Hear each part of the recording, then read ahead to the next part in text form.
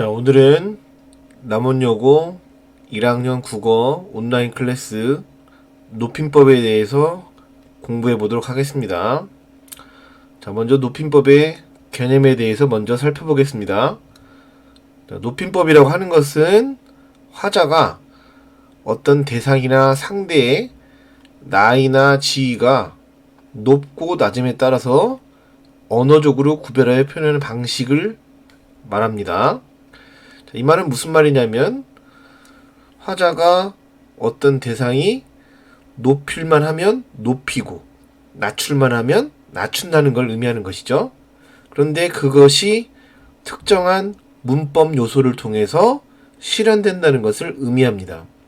자, 예를 들어서 영희가 책을 읽었다에서는 주어인 영희가 화자보다 나이나 지위가 낮거나 또는 같기 때문에 특별히 높이지 않았죠? 그래서 읽었다라는 서술어를 보시면 특별히 주어를 높이는 표현이 없는 거죠. 자, 반면에 할아버지께서 책을 읽으셨다라는 문장에서는 주어인 할아버지가 화자보다 나이가 더 많기 때문에 우리가 깨서라는 조사를 썼고 읽으셨다 안에서 선어머러미 시를 써서 할아버지를 높이고 있죠. 이렇게 화자가 말하고자 하는 대상이 무엇이냐에 따라서 그리고 그 대상이 화자보다 나이나 지위가 높냐 낮냐에 따라서 문법 요소를 다르게 실현하는 것을 우리가 바로 높임 표현이라고 하는 것이죠.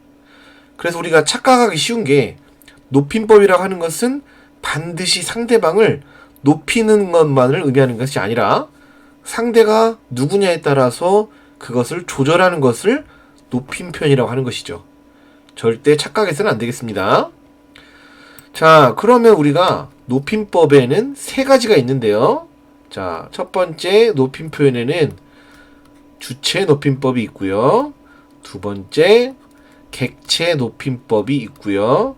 세 번째 상대 높임법이 있습니다. 그래서 각각의 높임법에 대해서 하나씩 살펴보도록 하겠습니다. 먼저 주체 높임법의 주체는 문장에서 주어를 말합니다. 그래서 화자가 말하고자 하는 문장에서 주어가 화자보다 나이나 사회적 지위가 높다고 할 때 그 대상을 높이는 것을 우리가 주체 높임법이라고 합니다. 자, 예를 들어서 우리가 민수가 일을 한다는 이 문장에서 주어인 민수는 화자보다 나이나 지위가 낮거나 혹은 비슷하기 때문에 특별히 높이지 않았죠. 그런데 할머니께서 일을 하신다라는 문장에서 할머니는 화자보다 나이가 많기 때문에 주격조사에는 깨서가 왔고, 자, 하신다라는 이 서술 안에서 시라는 우리가 선어말어미를 사용해서 주어인 할머니를 높이고 있습니다. 따라서 이 문장에서는 우리가 주체 높임이 실현되었다라고 우리가 말할 수 있습니다. 이런 것을 바로 우리가 주체 높임법이라고 하죠. 자, 이 주체 높임법을 실현하는 방법은 크게 세 가지가 있는데요. 첫 번째, 선어말어미인 시를 통해서 실현하는 거죠. 그래서 이 서술어에 시라는 선어말어미가 쓰였으면 반드시 주체 높임법이 쓰였다고 말할 수 있습니다. 우리가 뒤에서도 설명을 하겠지만 주체 높임법에서 가장 핵심이 되는 실현 방법이 바로 이 주체 높임 선어말어미인 시입니다. 가장 중요한 거죠. 그래서 다른 건 쓰이지 않고 시만 쓰였다고 하더라도 우리가 주체 높임이 실현됐다고 말할 수 있습니다. 자, 예를 들어서 철수가 집에 온다는 문장에서는 철수가 높임의 대상이 아니기 때문에 서술어에 온다가 쓰였죠. 여기에는 지금 시가 없죠. 그런데 주어인 할아버지가 화자보다 나이가 많기 때문에 서술어인 오신다에는 선어말어미인 시가 쓰였죠. 그래서 주어인 할아버지를 높여주고 있습니다. 이처럼 우리가 선어말어미인 시를 사용하게 되면 주어가 높임의 대상이라는 것을 나타낼 수 있다는 것이죠. 두 번째, 깨서를 통해서 실현하는 경우가 있겠죠. 자, 예를 들어서 철수가 집에 온다는 문장에서는 앞에서도 말했지만 철수가 높임의 대상이 아니기 때문에 주격조사가 가가 왔죠. 자, 그런데 할아버지께서 집에 오신다 해서는 할아버지가 높임의 대상이기 때문에 우리가 깨서가 왔습니다. 그래서 주격조사인 깨서가 쓰였을 때도 역시 주체높임법이 실현되었다고 말할 수 있습니다. 자, 세 번째로 체언인 주어에 접사 님을 결합하여 실현할 수도 있는데요. 이것은 뭐 일반적인 것은 아니고요.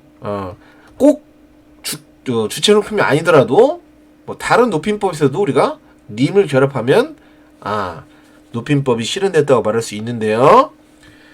주어인 체언에 전미사인 님을 붙여서 이렇게 주체높임법을 실현할 수도 있는 거죠. 예를 들어서 아버지가 온다라는 문장에서 주어인 아버지의 대신에 아버님이라고 하면 이것도 역시 우리가 주체높임이 실현됐다고 말할 수 있는데요. 이거는 뭐 일반적인 방법은 아니고요. 세 번째, 어휘 자체가 주체높임의 의미가 있는 특수어휘. 그러니까 우리가 서술어에서 주어를 특별히 높여주는 특수어휘를 통해서도 주체높임이 실현될 수 있는데요. 예를 들어서 우리가 계시다, 잡수시다, 주무시다, 돌아가시다, 진지, 말씀, 술 이런 단어들은 전부 다 주어에 관련된 또는 주어가 하는 동작이나 또는 어떤 상태를 나타내는 말들인데요. 이런 것들에 대한 특수어휘를 사용해서 역시 주체높임이 실현될 수 있습니다. 예를 들어서 경희가 집에서 잔다라고 할 때 자다에 해당하는 특수어인 주무신다를 사용하면 주어인 아버지를 높일 수가 있겠죠. 자, 이런 걸 우리가 주체높임의 특수어휘라고 하는 것이죠. 특히나 서술어에서 우리가 주체높임의 특수어휘가 사용되고요. 이런 것들을 통해서 주어를 높여줄 수 있습니다. 자, 근데 우리가 조심해야 할 게 말씀 같은 경우에는요. 우리가 말을 높여주는 말로도 쓸 수 있고 말을 낮추는 말로도 쓸 수 있습니다. 예를 들어서 우리가 학교에서는 선생님의 말씀을 잘 들어야 한다 라는 문장에서 말씀은 주어인 선생님의 말을 높여줬기 때문에 높임말로 쓰였지만 선생님이 걱정돼서 제가 이런 말씀을 드리는 것입니다. 여기서 이 말씀은 화자인 나의 말에 해당하죠. 그러면 화자인 나는 높임의 대상이 아니기 때문에 이 말은 화자 자신을 낮춤으로써 우리가 상대방을 높이는 것이죠. 그래서 이때의 말은 높임말이 아니라 낮춤말로 쓰인 것으로 우리가 볼 수 있습니다. 그래서 말씀은 그때그때 상황에 따라서 높임말로도 쓸 수 있고 낮춤말로 쓸 수 있기 때문에 이것을 반드시 높임말이다 라고 이렇게 외우는 것은 좀 위험하다고 말할 수 있겠죠. 자, 마지막으로 우리가 주체높임을 실현할 문법 요소 중에서 가장 중요한 것은 역시 시입니다. 그래서 우리가 앞에서도 설명했지만 다른 문법 요소가 없고 시만 쓰였다고 해도 역시 우리가 주체높임이 쓰인 것을 볼 수 있고 실제로 우리가 일상생활에서 쓰는 문장에서도 시만 써가지고 주어를 높이는 경우가 상당히 많습니다. 예를 들어서 소영이가 집에 갔어라는 문장에서는 주어인 소영이가 높임의 대상이 아니기 때문에 지금 아무런 주체높임을 실현하는 요소가 안 쓰였죠. 그런데 예를 들어서 엄마가 집에 가셨어라는 문장에서 엄마는 화자인 나보다는 나이가 많기 때문에 주체높임이 쓰여야 되죠. 그래서 지금 서술어에 가시었어에 지금 시가 쓰여서 주체높임이 쓰이긴 했는데 우리가 이거를 엄마께서라고 해야 되는 거 아닌가요? 이렇게 생각할 수도 있잖아요. 하지만 깨서가 없다고 해서 주체높임이 안 쓰였다 이렇게 말할 수는 없는 것이란 얘기죠. 왜냐하면 서술어에 시라고 하는 주체높임의 선어말음이가 쓰였기 때문이죠.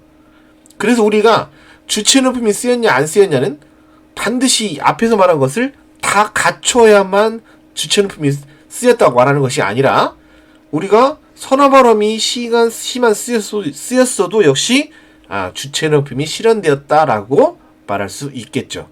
그래서 우리가 주체 높임을 나타내는 가장 중요한 문법 요소는 뭐다? 바로 시라는 것이죠. 시. 이거를 꼭 기억해 두시기 바랍니다. 그 다음에 우리가 주체 높임법에는 두 가지 유형이 있는데요. 첫 번째, 직접 주체 높임이 있습니다. 이게 가장 일반적인 우리가 주체 높임법인데요.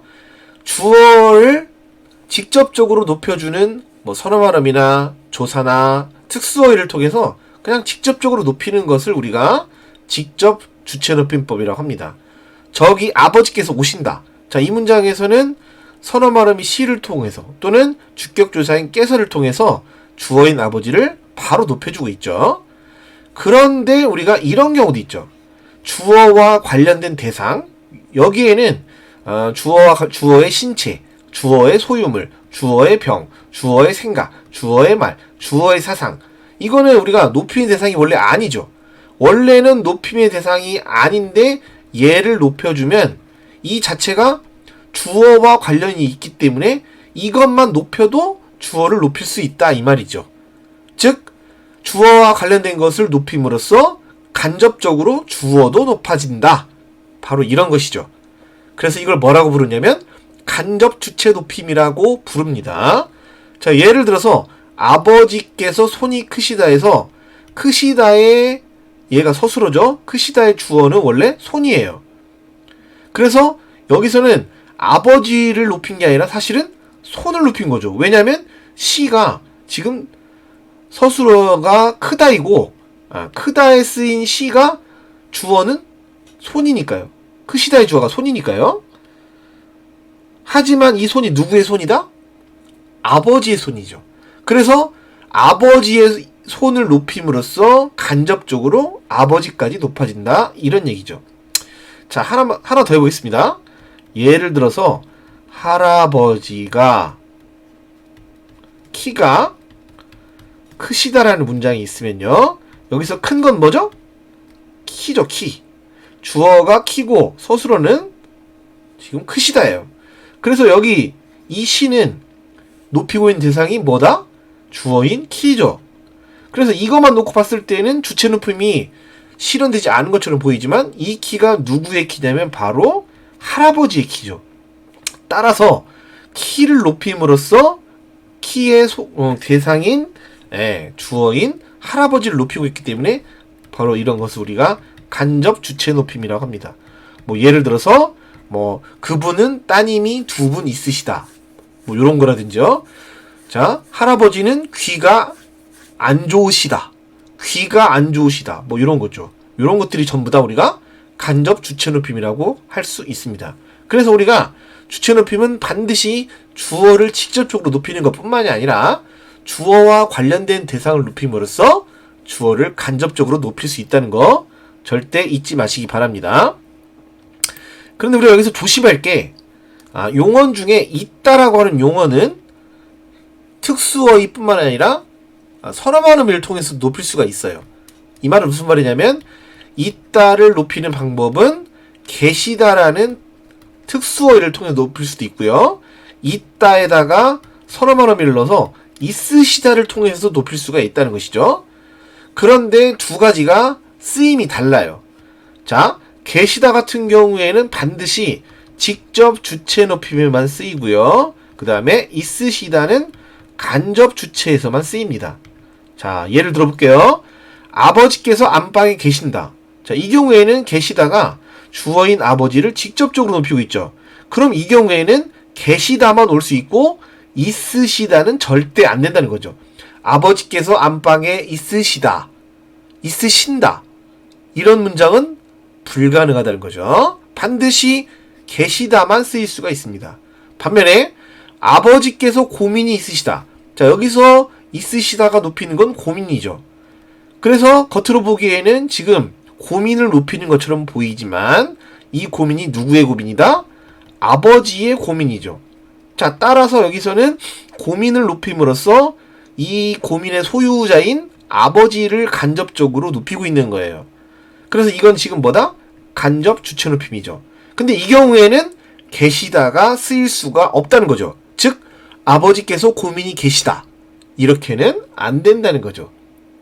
간접 주체 높임에서는 아버지가 고민이 있으시다만 가능하다는 거 절대 잊지 마시기 바랍니다.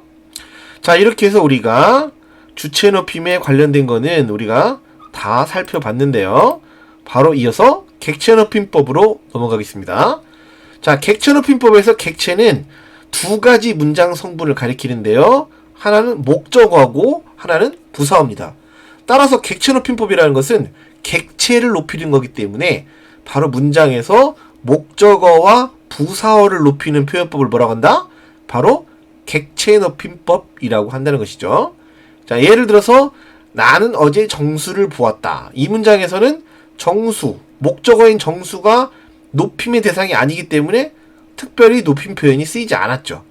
그런데 만약에 목적어를 할아버지로 바꾼다고 하면 목적어인 할아버지가 높임의 대상이 아니기 때문에 보았다가 지금 뭘로 바뀌었죠? 보았다가 배었다로 바뀌었죠.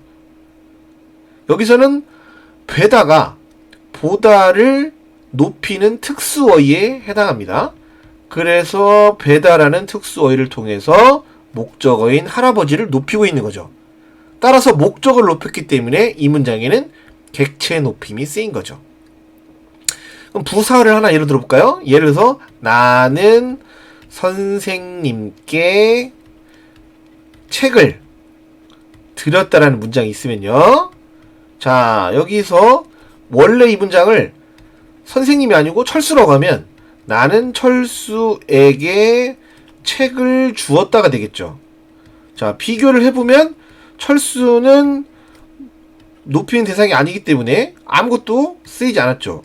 그리고 이 철수에게 문장 성분은 뭐다? 바로 부사어죠.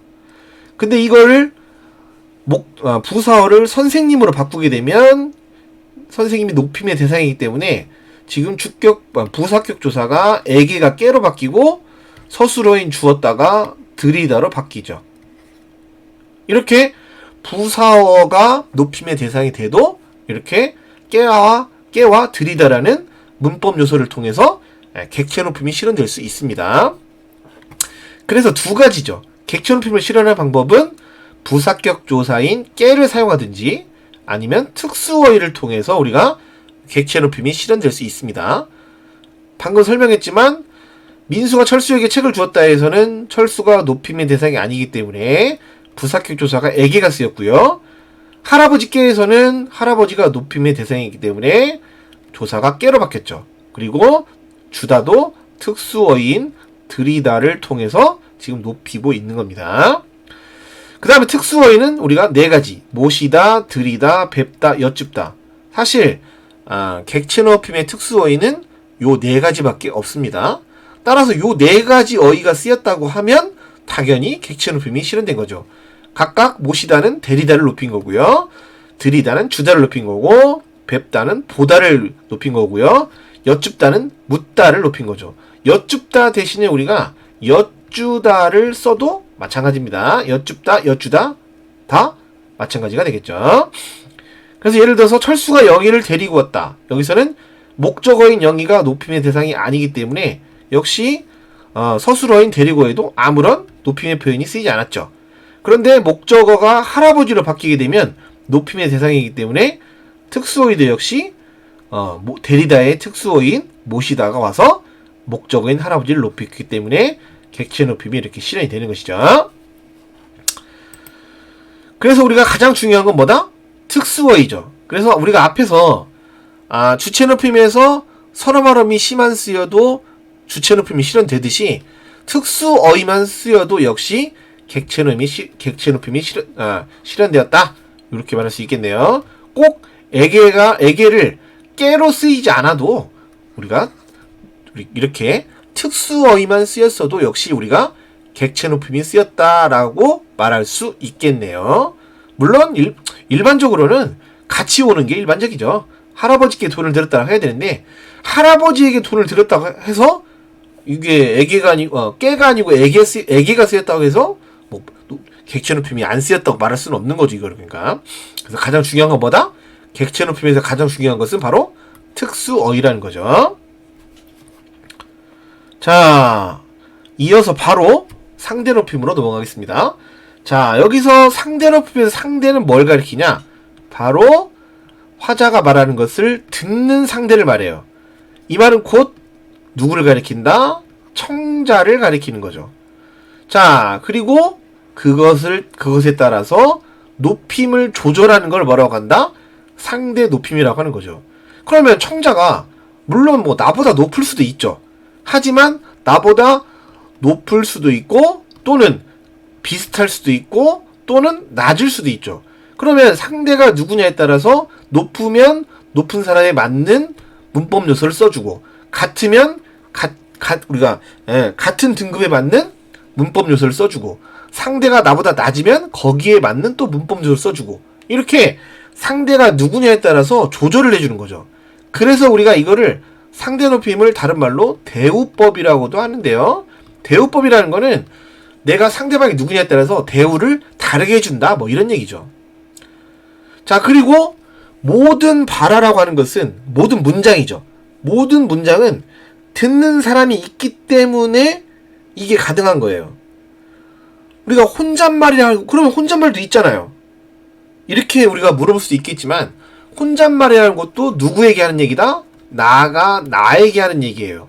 그러니까 혼잣말도 나를 청자로 하는 말이기 때문에 모든 문장은 듣는 사람을 대상으로 하는 거예요. 따라서 듣는 사람을 대상으로 하는 것이 문장이기 때문에 모든 문장에는 반드시 상대 높임이 들어가 있어요. 그래서 우리가 하는 모든 문장에는 기본적으로 뭐는 실현된다? 상대 높임은 무조건 실현되게 돼 있습니다. 상대 높임이 실현되지 않는 문장은 절대 존재하지 않는 거예요. 그러니까 듣는 사람이 설령 없다고 하더라도 나에게 하는 얘기. 그럼 나는 나와 등급이 같은 것이죠. 이때는. 무슨 말인지 이해가죠? 자, 예를 들어보겠습니다. 영희야 책을 읽어라. 그러면 영희는 나보다 지위가 낮죠. 또는 지위가 같아요. 그렇기 때문에 지금 종결어미에 뭐가 쓰였다? 어라가 쓰였죠.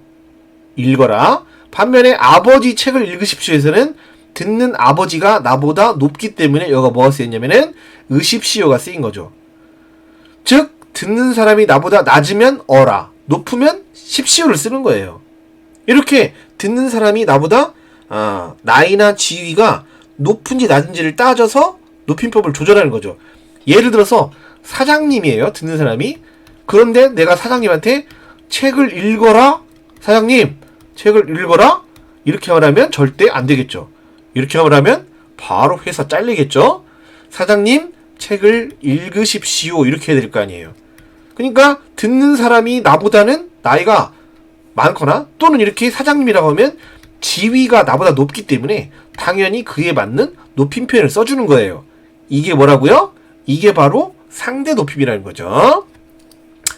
자, 그래서 상대 높임은 기본적으로 뭘로 실현된다? 반드시 종결어미를 통해 실현된다. 여러분들이 이제 제가 시간이 많아서 종결어미가 무엇인지 다 설명해주면 좋겠지만 이거를 설명하자면 시간이 많이 걸리니까요. 요렇게만 알아두고 넘어갑시다. 종결어미라고 하는 것은 문장의 가장 마지막에 쓰인 어미인데 반드시 문장을 뭐 해주는 어미다? 종결해주는 어미다. 그러니까 이 어미가 쓰이면 문장이 어떻게 된다? 끝난다 이 뜻이에요. 문장을 끝맺어주는 어미죠. 근데 이 어미를 뭘 쓰냐에 따라서 상대방을 높일 수도 있고 낮출 수도 있다 이거죠. 그래서 모든 문장은 반드시 뭐가 필요로 한다? 뭘 필요로 한다? 종결어미가 반드시 있어야 돼요. 종결어미가 없는 문장은 없어요. 종결어미가 없는 문장이 없기 때문에 우리가 상대 높임법이 무조건 실현되는 거예요. 무슨 말인지 아시겠죠? 자, 그래서 할아버지 이쪽으로 오십시오. 그러면 할아버지가 나보다 나이가 많으니까 서술어의 종결어미가 십시오가 쓰인 것이고요.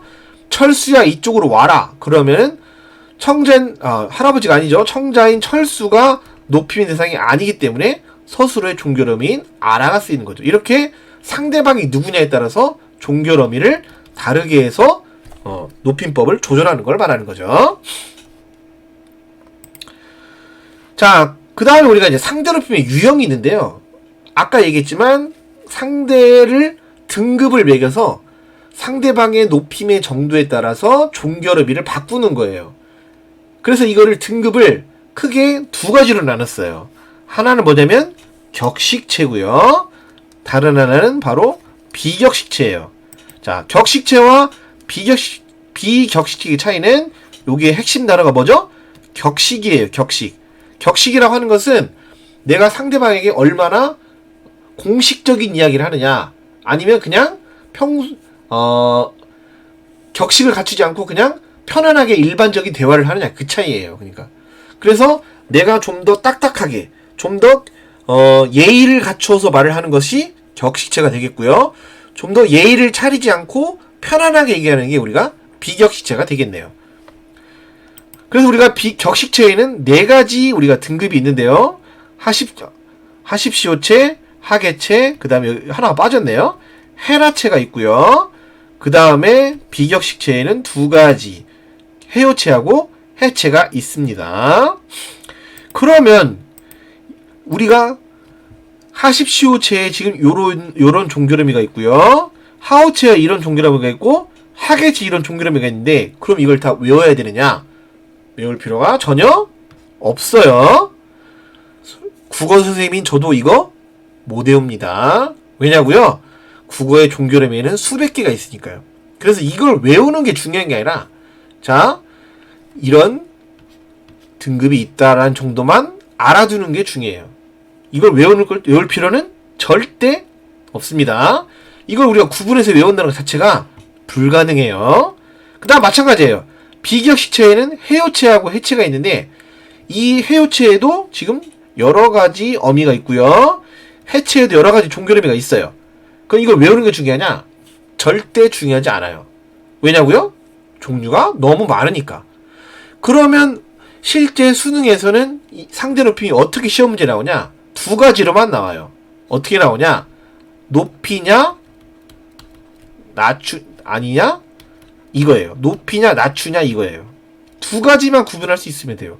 그런데 여러분들이 국어를 태어날 때부터 사용하고 있는 네이티브 스피커이기 때문에 그냥 그 문장을 들으면 이게 높이는 건지 낮추는 건지를 금방 알 수 있어요.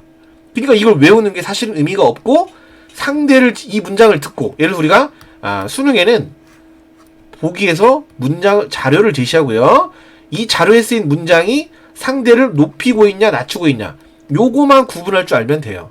그 다음에 상대 높임이 실현됐냐 실현되지 않았느냐, 요거만 따지시면 돼요.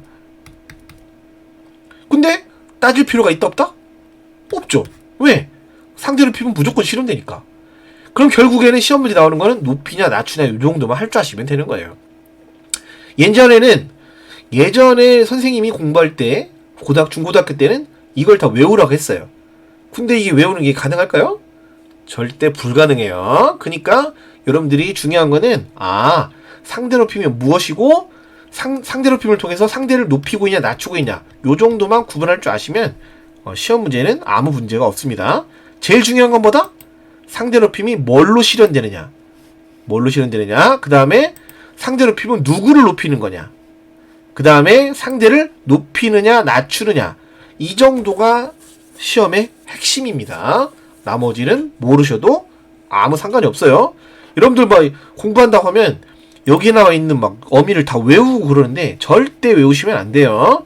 요런 게 있구나, 요 정도만 알아두시면 끝나는 거예요.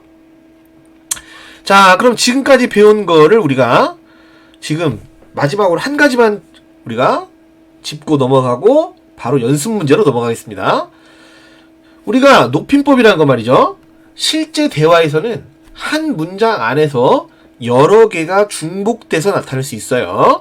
자, 예를 들어서 어머니, 아버지께서 할아버지께 책을 들이셨습니다 라는 문장이 있으면, 일단 화자는 나예요. 자, 청자는 누구예요? 청자는 어머니죠. 그러면 어머니는 나보다 나이가 많다 적다? 당연히 높죠. 사회적 지위도 높아요. 그러면 청자는 뭐의 대상이다? 청자는 높임의 대상이겠죠.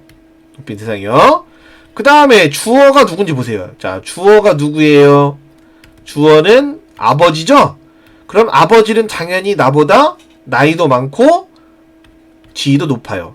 따라서 주어인 아버지도 뭐의 대상이다? 높임의 대상이 되겠죠. 그 다음 여기 보시면은 지금 목적어인 책은 뭐 사람이 아니니까 상관이 없고요. 여기 보시면은 부사어에 뭐가 있어요? 할아버지 깨가 있죠. 자, 객체죠, 이제. 객체, 부사어인 객체가 지금 뭐다? 할아버지다. 그럼 할아버지도 역시 뭐의 대상이다? 뭐의 대상이다? 역시 높임의 대상이 되겠죠. 그럼 여기 보시면은 지금 들이셨습니다 라는 서술 안에는 들이다, 시, 습니다가 쓰였고요. 그 다음 조사에서 깨서하고 깨가 쓰였죠. 그러면 일단 기본적으로 상대 높임은 실현이 된다 안 된다? 무조건 실현된다. 왜? 문장이니까요. 상대 높임은 무조건 실현되는 거예요. 근데 상대방을 지금 뭐하고 있다? 상대방을 높이고 있다. 왜? 어머니가 높임의 대상이니까요. 그래서 종결어미가 뭐가 왔다는 거죠? 습니다가 와서 상대를 높여주고 있고요. 그 다음에 주어인 아버지가 높임의 대상이기 때문에 역시 깨서하고 시를 써서 높이고 있고요. 그 다음에 부사어인 할아버지가 역시 높임의 대상이기 때문에 여기서 깨하고 들이다를 통해서 높이고 있죠. 따라서 이 문장 안에서는 세 가지 높임법이 다 쓰였네요.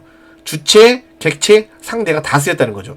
그래서 여러분들 실제 수능이나 모의고사에서는 이렇게 자료가 되는 문장을 주고 여기에 어떤 높임법이 실현되었느냐 그것을 찾으라고 시험에 나오는 거예요. 이게 제일 중요한 거예요. 이게.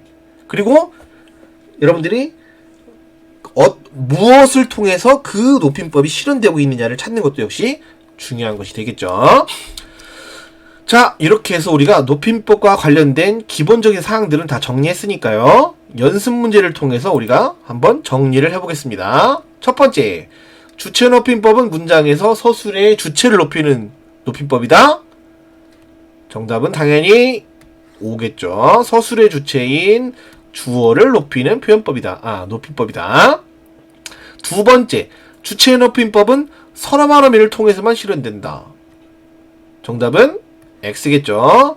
우리가 주격조사인 깨서를 통해서도 우리가 실현될 수 있고 특수 어휘를 통해서도 실현될 수 있어요. 그러니까 X가 되겠죠. 자, 세 번째, 직접 주체 높임법은 주어와 관련된 대상을 통해서 주어를 직접적으로 높인다.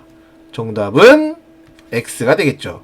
직접적이 아니고 간접적이 되겠죠. 주어와 관련된 대상을 높이면 그거는 주어를 높이는 게 아니에요. 원래는. 하지만 주어와 관련이 됐기 때문에 간접적으로 높이는 거죠. 다음, 객체 높임법은 문장에서 부사어와 보어를 높이는 법이다. 정답은 X가 되겠죠. 뭐가 틀렸나요? 보어가 아니고 뭐다?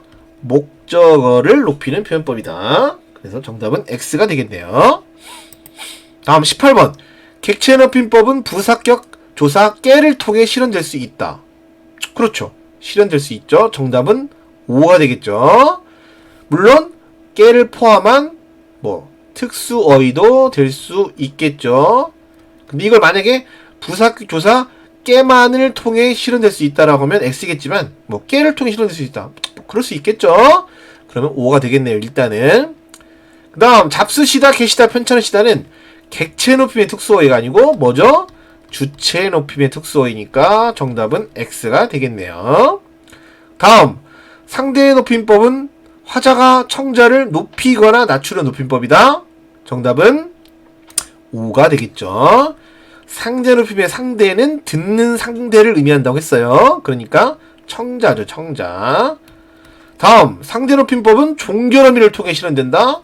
정답은 역시 5가 되겠죠. 상대 높임법은 종결어미를 통해 실현됩니다.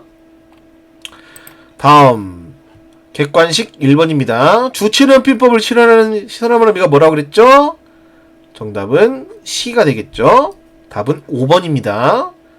생각할 필요도 없겠죠. 이거는 나머지 더, 겟, 는, 앗은 전부 다 높임법이 아니라 시제를 나타내는 서너머름이죠. 정답은 5번입니다. 다음, 객체 높임법을 실현한 조사는 뭐죠? 정답은 깨 3번이죠. 여기서 깨서는 주체 높임법을 실현하는 조사고요. 나머지 에게, 을, 의는요 전부 다 높임과는 관련이 없는 조사들이 되겠네요. 얘 전부 다 높임과는 관련이 없는 조사입니다. 따라서 정답은 3번이 되겠네요. 자, 세 번째.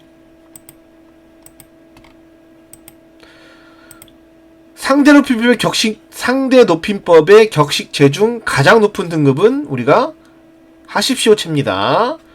참고로만 알아둡시다. 다음, 상대 높임법 중 격식체가 아닌 것은 우리가 격식체에 해당하는 거는 하십시오체가 제일 높고요. 그 밑에 하오체, 그 밑에 하계체, 그 다음에 그 밑에가 이제 헤라체가 되겠죠. 얘네들이 격식체고요. 그 다음에 비격식에 해당하는 게 2개. 높이면 해요체, 그 밑에는 해체가 되겠네요. 그러면 이 중에 격식체는 2번, 3번, 4번, 5번이고요. 1번만 비격식체니까 정답은 1번이 되겠습니다. 자, 여기까지 해서 우리가 높임법을 싹 정리했는데요. 우리가 다시 한번 정리하면 높임법에는 3가지 종류가 있고요. 주체, 객체, 상대가 있고, 주체는 주어를 높이는, 객체는 부사어와 목적어를 높이는 높임법, 상대 높임법은 청자를 높이거나 또는 낮추는 거죠. 그래서 우리가 주체 높임법을 실현하는 요소는 우리가 선어 말함이 시, 그 다음에 주격조사 깨서, 그 다음에 특수어휘가 있고요. 객체 높임을 실현하는 요소는 우리가 부사격조사 깨, 그 다음에 특수어휘가 있고요. 상대 높임법은 무조건 종결 의미를 통해 실현된다. 이 중에서 상대 높임법은 무조건 실현이 되는 거고요. 그 외에 이제 우리가 주체 높임법은 2가지가 있다. 직접 주체 높임과 간접 주체 높임이 있다는 거 잘 기억해 두시고요. 특히나 우리가 특수어휘 정도는 좀 암기해 두면 좋겠죠? 우리가 주체 높임의 특수어휘에는 우리가 뭐 계시다, 잡수시다, 돌아가시다, 그 다음에 뭐 편찮으시다, 뭐 이런 것들이 있고요.